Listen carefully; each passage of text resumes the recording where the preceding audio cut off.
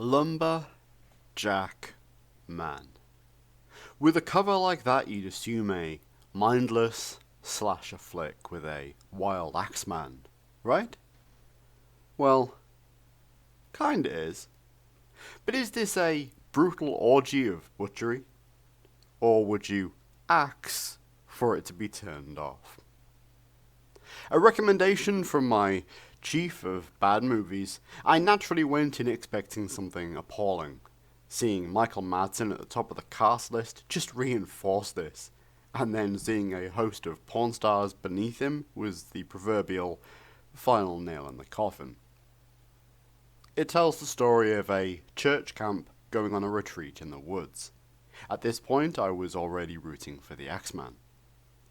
But of course, an angry, demonic logger with a trolley of giant pancakes ruins their biblical bash by cutting a bloody swathe through them. As you probably gathered by the pancake reference, this is not a straight horror film. Though far from slapstick, it has plenty of comedic elements. Honestly, that works in its favour. It prevented it from becoming just another woods slasher movie. During the film, we see several animated origin segments, and I have to say, these were all really damn well done. They were stylish and made the whole thing look very professionally done compared to others of its ilk. I mean, sure, the background for our antagonist is a smidge silly, but it's at least original. The kills? Really quite decent. I mean, okay, a couple involve a giant pancake being used as a weapon, but all things considered, it works, and the film is bloody good in that department. Literally. The cast? Well, Michael, pay me and I'll do anything Madsen, actually put his big boy pants on here, and was considerably better than usual. Yep, I just paid Michael Madsen a compliment. Tom Sizemore, however, you're going to have to keep waiting. Our final girl, played by Kira Flynn, is decent. In fact, she was fantastic, so more of her please. But I did mention porn stars. That's right, we have Raven Rocket, known for being in 9 episodes of Electro Sluts, and the pinnacle of her career arguably being Lesbian Stepsisters 3 or perhaps Lesbian Analingus 7.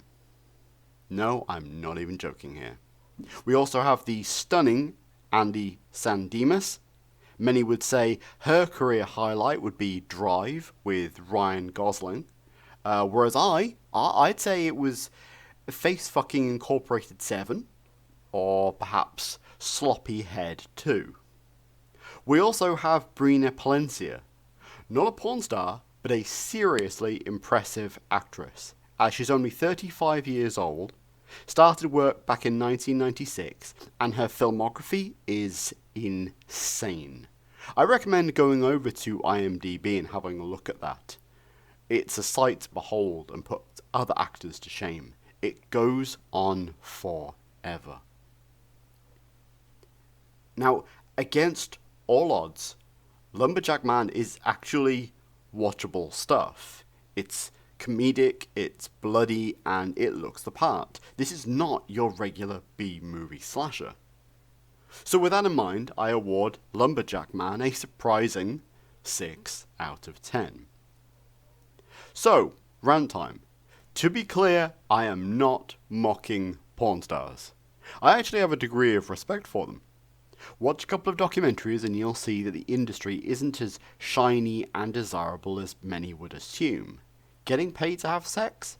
Yeah, but it's really not that simple, especially for the dudes. Or the ladies. Now, I'm a lot of things, but I'm no prude. I just find the names of these porn titles hilarious. Sadly, I am a child of the internet. Vanilla just doesn't cut it for me anymore.